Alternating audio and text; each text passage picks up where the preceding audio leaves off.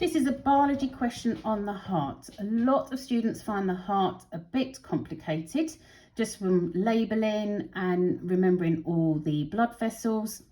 But I'm going to just summarise this question and give you some helpful hints on how to remember particular aspects. So, quite commonly you get a diagram of the heart, and also commonly you'll get particular labels that you will have to remember what they are to answer the question. So it says use the words from the box to label A and B. The two top chambers are your atriums, the two bottom ones are your ventricles. The tissue in the wall of the heart contracts. What type of tissue is this? Muscles always contract. That's a function of muscles, so it is muscular. Glandular tissue secretes things, so obviously the heart's not secreting anything. Epithelial are basically the tissues or the edge cells of of some tissues or some cells, so they're the edge ones. EE. So obviously the heart muscles here, they're not the edge, they're actually muscle cells or tissue, sorry. The next section, what does the heart do when this tissue contracts? The main function of the heart is to push blood. Okay, so right sentence, it is to push the blood around the body. So here is your last bit, but I've also added some extra top tips here. It says draw arrows on the diagram to complete the route of deoxygenated blood. Quite often these questions ask for specific parts of the circulatory system that you need to focus on. If you elaborate on any other part of the circulatory system, you won't get the marks and it's wasting time. So focus on the question and isolate what they want you to talk about.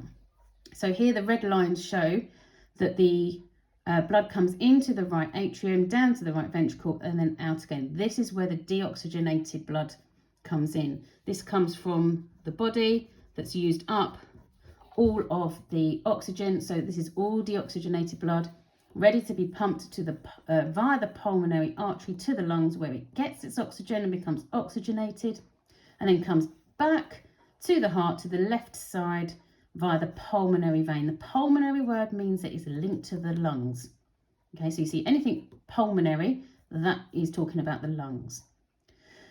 So that's all they wanted here. It's only 2 marks, so they just want you to draw the lines showing the flow of the blood. Now, my other top tips for here is remembering what arteries are. If you're confused with what arteries and veins are, remember this: arteries pump blood away from the heart, so the AA. Veins also have valves, so remember the veins have valves. You've got the VV there. That should help you remember the specific structure of the veins. And remember that valves, their purpose, their function is to prevent backflow. The heart actually has 4 of them as well. We want to keep the blood flowing in one direction because it's the transport system. If blood goes in opposite directions or goes back up via where it's come, you're not going to get that flow and it will stop the circulatory system. That will cause blood clots and a lot more problems. Another helpful hint here is your atriums and ventricles. If you're not sure which way round they go, look how it's drawn. Atriums at the top, ventricles at the bottom, and you've drawn a heart. Okay, so atriums at the top, ventricles at the bottom. Another thing, remember that blood comes in, so it's always veins that come into the side of the heart, into the atriums, and it's always the arteries that leave via the top of the heart. Hope that has helped. Please subscribe again to our YouTube channel, and we hope to see you soon.